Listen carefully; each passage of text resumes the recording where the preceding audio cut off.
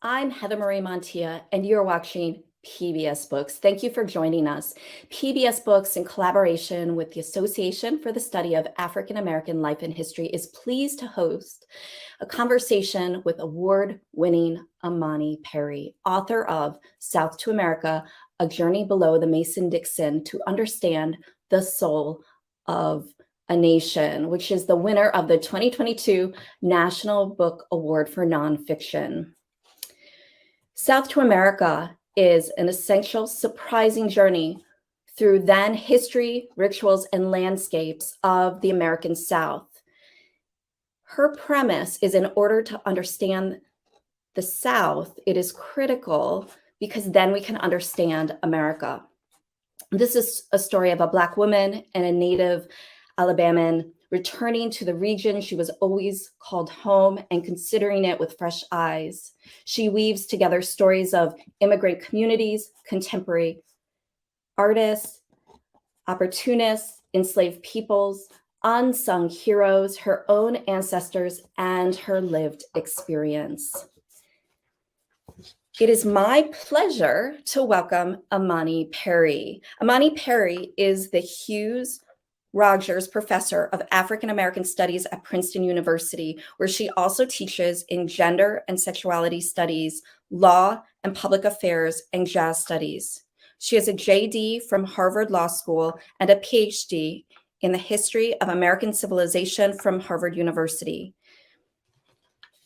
As we said, Perry is the author of South to America, winner of the 2022 National Book Award for Nonfiction, which was just announced, and Looking for Lorraine, The Radiant and Radical Life of Lorraine Hansberry, which was a winner of the Bograd Weld Biography Prize of 2019 from the PEN America Foundation.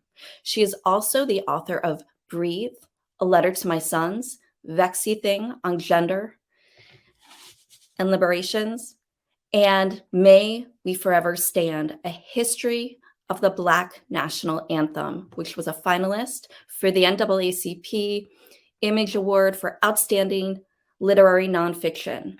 Perry, a native of Birmingham, Alabama, who grew up in Cambridge, Massachusetts, and Chicago, lives outside of Philadelphia with her two sons. It is my pleasure to welcome Imani. Thank you for having me. Well, I am so glad to have you. And I know many people read your book throughout the year, but there are some people who have just grabbed it now, now that they heard that it was the winner, but there are still people out there who haven't yet read it. So can you, up at the top, just quickly briefly summarize your book for audience members who are not familiar with your book? Sure. I would say it is a journey through the landscape of the U.S. South, a journey that is shaped by encounters with human beings, moving encounters, idiosyncratic encounters, unexpected encounters. And through the encounters, I explore not just the particulars of the locations where I travel, from the Upper South down to the Deep South and even the Caribbean, this part of the sort of historic South. So I examine the particulars of those spaces, but then I weave them together to tell a story about who we are as a nation, what were the founding sort of principles, but also tensions, conflicts, and how they shape the way that we live today. And so it's one of these books that I think for some people it will be deeply familiar. For others, it will be unfamiliar territory, but actually it will likely resonate because you'll recognize part of your own experience, even if you have very little relationship with the South. No, I agree. I did spend some time in the South, but I was born in the North. And I will say so much of your book, you're able to pull in place and space, historical facts, primary source material, and then these stories and personal experiences. And you weave them together in this incredible dynamic voice, this narrative.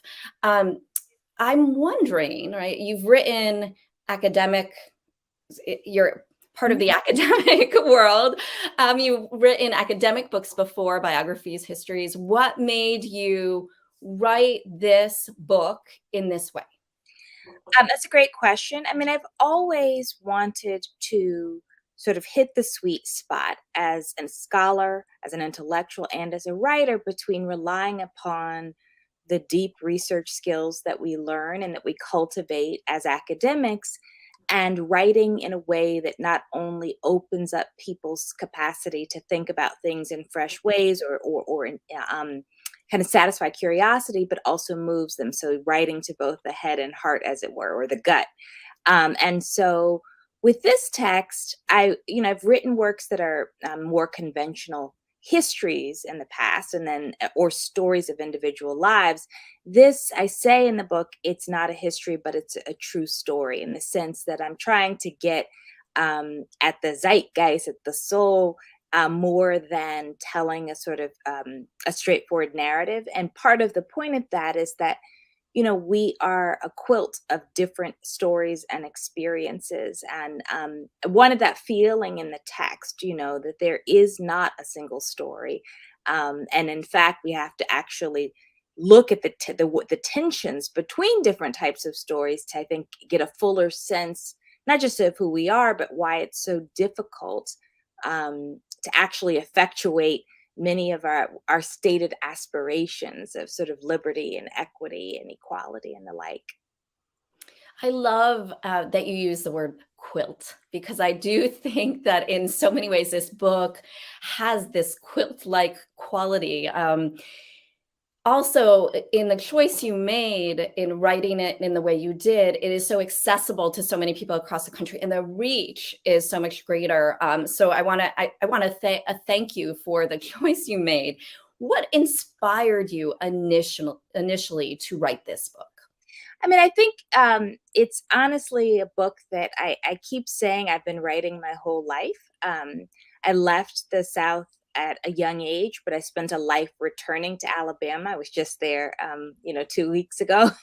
And the sort of departure and return um, was such that I was always aware that what I experience was very different from the image of the South that was sort of circulated, particularly in New England. And this feeling of wanting to defend my home was sort of constantly, bubbling in my in inside of me. And so I think that's, in some ways, that's what, and I had to develop some kind of maturity, right? So that it's not just a defense, but actually wanting to insist that people understand the South is not just this sort of backwards, other, different place in a state of exception, that sort of bad place down there, but actually where the nation began and how it was shaped, and often the breadbasket of the country that moves the nation about politically, right? And also the place where I think is a source, because people have been so vulnerable there, a source of some of the most profound freedom dreams. It's not incidental that American music comes out of the South, because music so often comes out of plaintive yearning, the most beautiful music. And so it was wanting to tell the story true and feeling that I had achieved a kind of maturity as a thinker and writer, that I could tell the story that I felt called to tell for most of my life. So let's discuss your book, how it's organized, right? You have origin stories, solidified South, and then the water peoples. How did you decide where to go and how to organize the book? So the organization part was really, I thought, well, let me say this. I began with atlases, like sort of old-fashioned atlases, which we don't tend to use anymore. Just sort of maps and maps, and looking at roads, but also the beautiful thing about atlases is that you can see land formations and the various pathways. And so I was trying to move through what I thought were the kind of major spaces of the South, understanding that there are Souths plural, that they are all each shaped by not just their local histories, but actually by the climate and the land and what crops were planted there. And so I wanted to give the readers a sense of the South's plural, the various landscapes and how they shaped who was there, right? And the sort of the distinction between what we think we mean when we say the South and what it actually is. And that, so for me, as a deep Southerner by birth, the Upper South was a place that I actually really didn't think of the South as a South, and I had to confront that sensibility. And in many ways, I think now that I was wrong about it. It's different. The Upper South is different, but it is absolutely the South. So I had to go there. I start, in Appalachia in part because I wanted to sort of look at something that was unfamiliar. Similarly, when you get to the coastal South, part of what I think is really important is that it was once the same place as the Caribbean, essentially, and in many ways has this common history. And I wanted to sort of highlight that as well. Yeah, so that's sort of how I approached it, and then some of it was sort of luck and pluck and inspiration. So you started to go into this a little bit, and I wanted to ask a little bit about you. You really begin with Harper's Ferry and the Yeah, Emperor of New York, Shields Green. yeah, You describe in detail horrific occurrences, and then you ironically place it in this beautiful, inspirational mountains of Appalachia and its mythology, and you juxtapose it next to, you know, uh, the True Treats historic candy shop and the harvesting of ginseng. yeah. Why do you begin? I mean, you started to discuss it, but why did you begin there? There are places, but that is the start. Why was that your beginning?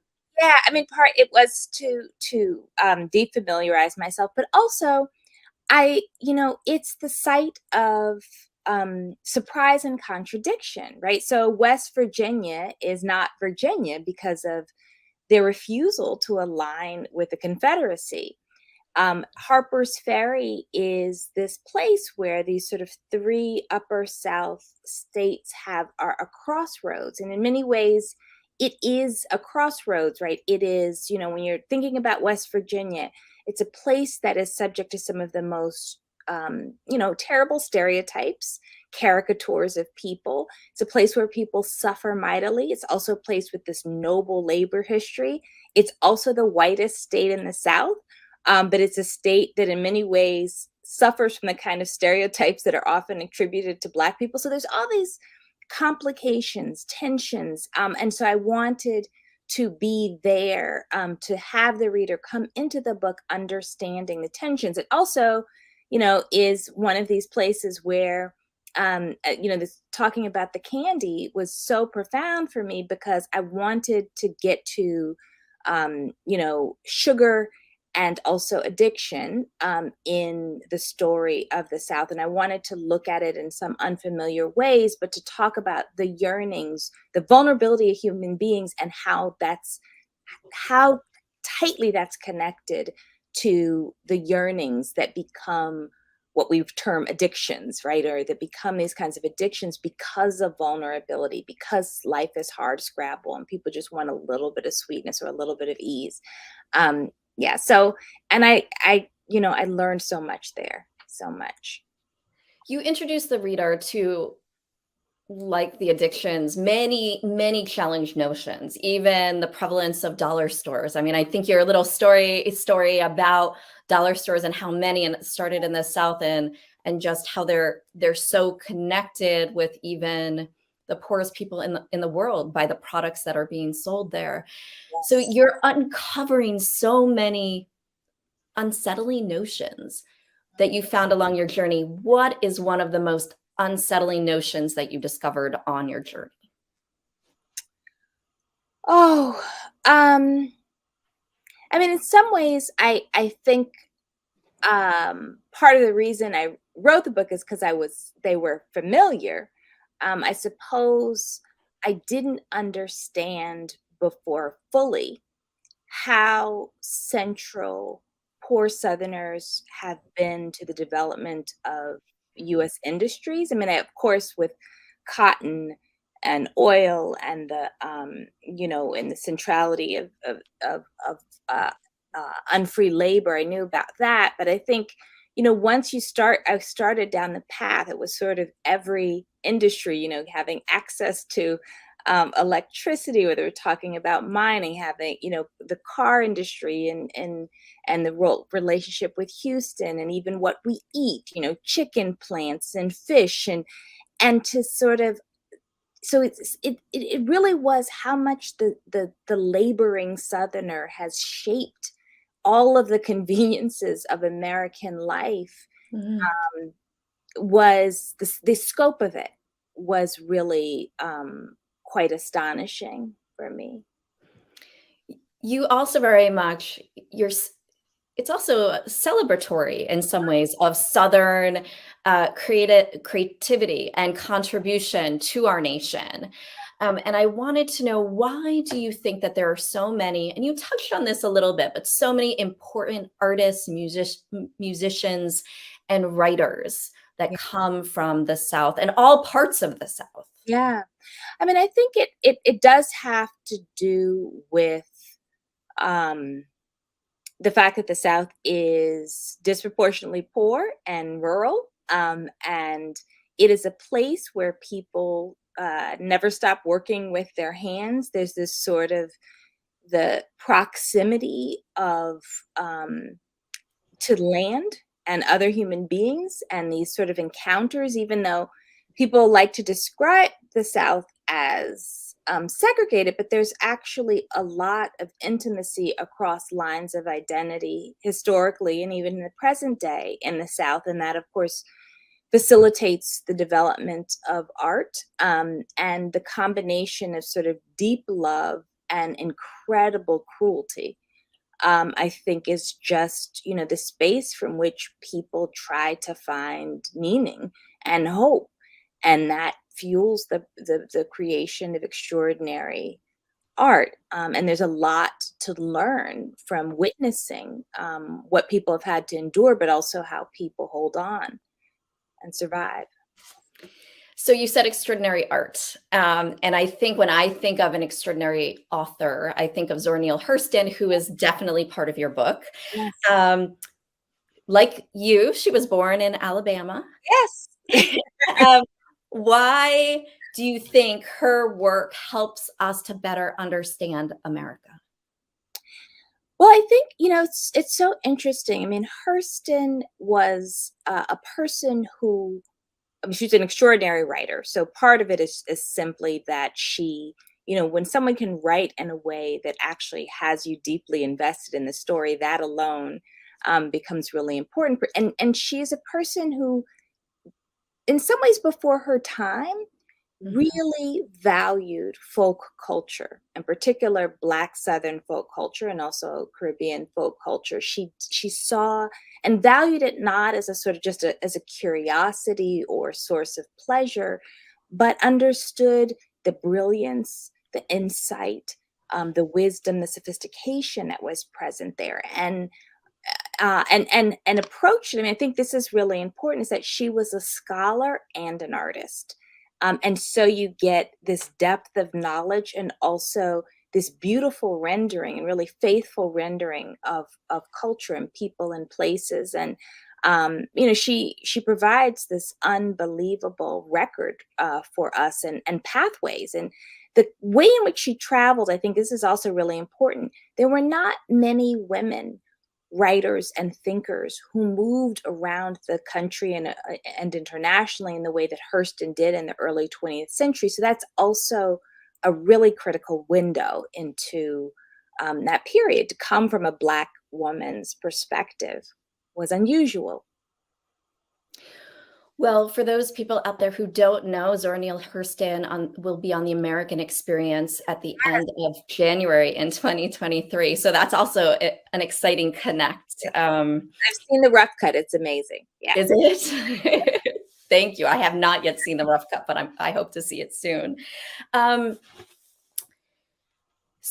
your book also talks about architecture. There's tons of different styles of architecture in the South, and you explore some of them based on looking and exploring homes of the towns you go to. Can you share one type of architecture or home or place or space that most surprised you and stuck in your mind as a takeaway? I mean, I'd say, well, just two really quickly. I mean, the shotgun is this, in some ways is the metaphor for the South, right? Shotgun houses that, have a West African origin and structure, but also come sort of more directly from Haiti through Louisiana throughout the South, becomes the most ubiquitous style of architecture. Simple, important, structured in a way for air to move through. You could shoot a gun through the front and have it go clean out the back. A humble but a brilliantly designed form of architecture, and a sign of the sort of the depth of the Blackness of the South. And then I'm really interested, and I loved having a chance to talk about what is called the Florida Cracker style architecture, which is, this part of Southern white rural laboring peoples similar architecture, but which is similarly designed for airflow and landscape, to be able to sit on a porch and look out. And I just I'm always really interested in how people the kind of economy and grace of trying to create livable spaces, and and both of those styles, although I was sort of alarmed by the term of the Florida style, but loved learning about it and talking about it. Yeah. So much of your book points out about contradictions of our nation and of the South. And I thought we could talk about food. I'm a bit of a foodie. And as I was reading your book, I found, when we think of the South, we often think of comfort food. And we cushion against the hurt with the abundance of love found in food. And so can you speak to that a little bit? And also on your journey, did you rediscover a favorite food? Because I know you talk about food, but did you rediscover one that you can share? Yeah, I mean, I was in Mississippi a lot, and I'm still in Mississippi all the time. I think I've been in Mississippi 4 times this year, and Mississippi has the best catfish, bar none. I mean, everywhere I go in that state, I have catfish. And I wrote about the conditions under which catfish is produced, which are not great for workers. But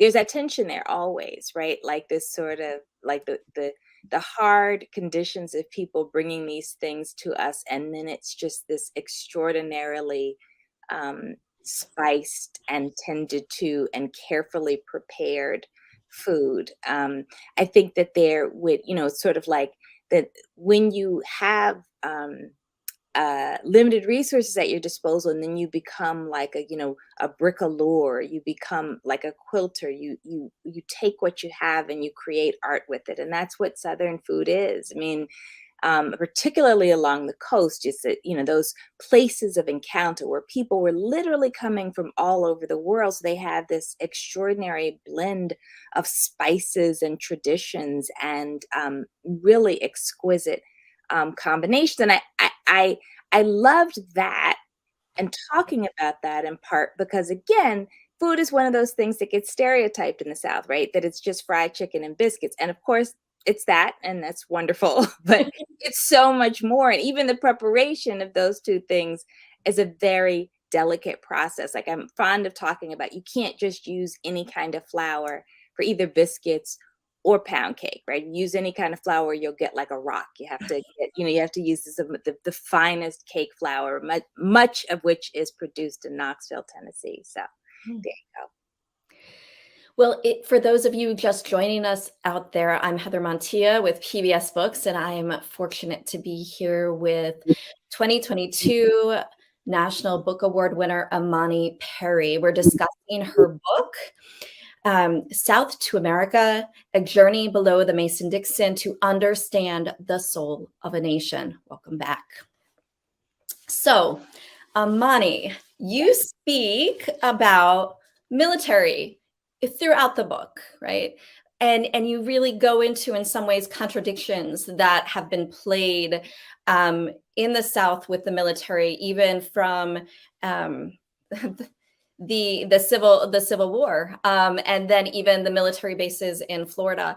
Can you talk a little bit about, a bird's eye view of some takeaways that you in terms of the South and the military, also keeping in mind, and I always like to remind people that we're about to come upon it's only the 75th anniversary of desegregation of the military this coming July. Yeah. Yeah, I often think about when Frederick Douglass talked about Black Americans having thrice earned citizenship, and he was referencing at the time three wars, right? Revolutionary War, the War of 1812, and the Civil War, and this notion that it was, military service historically for African Americans was understood as a mechanism, as for many marginalized people, a mechanism for asserting the legitimacy of their citizenship and making an argument that they too were part of the nation. And the sort of tension, I think, in the South with the military is, on the one hand, the disproportionate uh, participation in the military, and Southern presidents tend to be more militaristic. The idea that the belief in the military as connected with sort of empire and expansionism and dominating other peoples exists there on the one hand, as does the notion of the value and the integrity of service, and the idea of sort of an honor in representing the nation. And those two things can produce, I think, some real tensions, and maybe even contradictions. But for me, I think I wanted, I spent a lot of time thinking about what does it mean to come from a family where people were served as early as in the Civil War while enslaved, and that trying to make sense of what and why behind that tradition was important to me. Your book references many revered Black thinkers and writers, and it's woven throughout the text, whether it's W.E.B. Du Bois, A Double Consciousness, Gwendolyn Brooks, Living Along by Facing Adversity, Making Do. How did you decide who to include, where to include them? It's a powerful voice throughout, but how did you make those determinations? Well, the main thing was I was using my walking partners, the writers for whom, I think of myself as being in the tradition, right? So when I wrote about Atlanta, for example, the walking partners were without question Du Bois, who wrote On the Wings of Atalanta and Soul of Black Folk in 1903, but also James Baldwin's Evidence of Things Not Seen. And they made similar observations, which was in the 1980s, so literally 80 years apart, and they're making similar observations about the tensions that exist in Atlanta. And then I go there and I see them as well, right? So it was often sort of the people who I have carried with me as interpreters, and wanting to have this combination of those with me who came out of the South and those who traveled to the South. One of course, in Mississippi, Richard Wright becomes really important, and I try to reconsider Richard Wright as someone from the Mississippi Delta, because what part of my argument is that is a particular South that even from people from other parts of the Deep South don't necessarily understand the particulars of the conditions of the Delta region, or the Black Belt region, those places which were the cruelest and also the most abundant locations in terms of their wealth that they produced. And so, it was sort of like how I was carrying people with me, but I was carrying people with me who were going to help me understand the places I went. Well, I love that you quote Richard Wright, and you reference his autobiography, Black Boy, saying the first time I read it, it was a story. The second time it was a lesson. The third, an argument. This time it was a testimonial. And I'm really curious, what is your hope or anticipated response for first-time readers of South to America? I mean, my hope is that um, the primary desire I have is actually that it encourages people to look with fresh eyes on what they think they know about the South, but also about um, the country and themselves. I think we learn a great deal from examining the tensions and contradictions of others about ourselves, right? Because if we use those things to understand our own tensions or contradictions, we might open up something.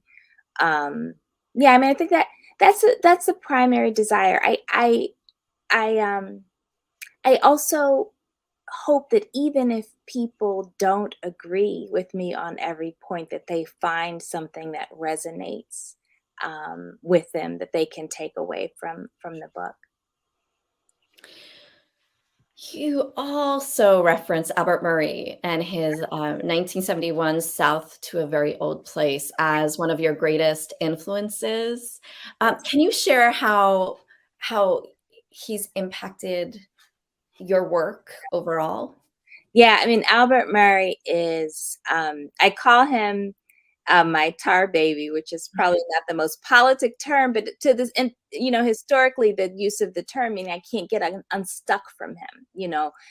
Murray was an Alabaman. He probably used Alabamian. Most people use that. I prefer the fluidity of Alabaman as a term, but um, and had a Tuskegee graduate and had a military career and came to being a writer and intellectual professionally quite late, and was, I think, the most important thinker on the blues and jazz in history. And Murray was a person who had some pretty conservative ideas about Black America, this argument that we are fundamentally American, we have very little connection with Africa. And, he didn't like the sociological impulse in telling stories about Black life. He was kind of irascible and ornery and just, but also so brilliant. So I love tangling with Murray intellectually. Every time I read his work, I learn something more. And he is such an extraordinary example of the kind of grace and elegance under fire that I think so characterizes not just the South, but in very particular ways, Alabama Black culture. And he makes me feel seen, even as there are plenty of things that we don't agree on.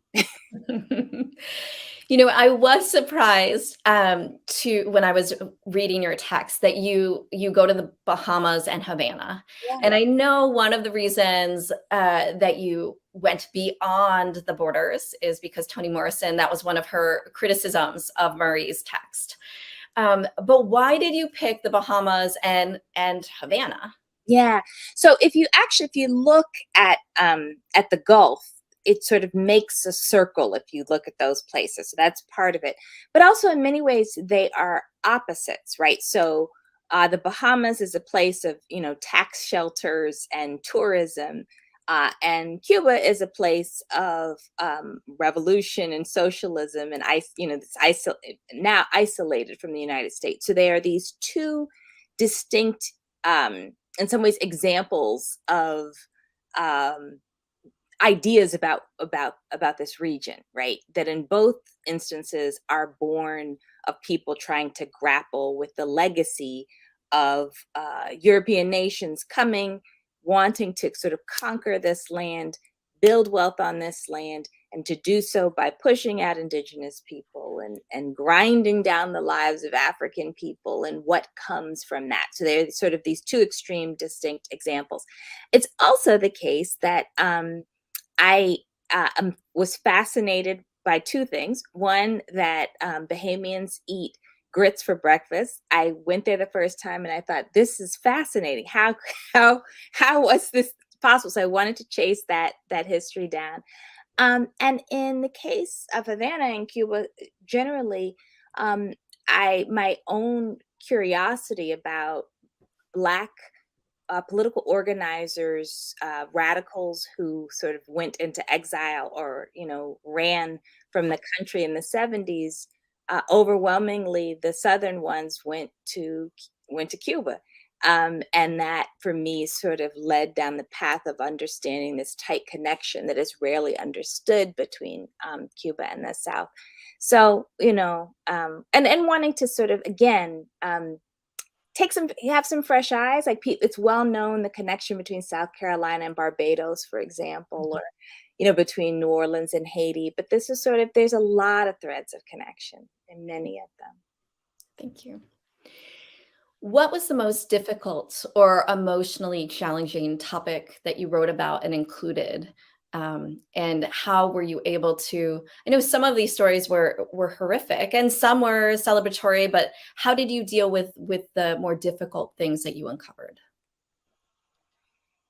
It was hard. I was doing so much of the writing in the midst of COVID, where we were in the stage in which we were indoors, and um, the confrontation with the repetition of history. I mean, these spaces. So thinking, Parchman State Penitentiary or Atmore Holman Prison in Alabama, and knowing people in my life who spent years there, where you have people incarcerated on land where people were enslaved. The sort of repetitions of history are devastating, and then the destruction of the land. So you have places like Cancer Alley along the water, right? What's happened to the Mississippi River, again, what greed will do and how destructive it will be is heartbreaking.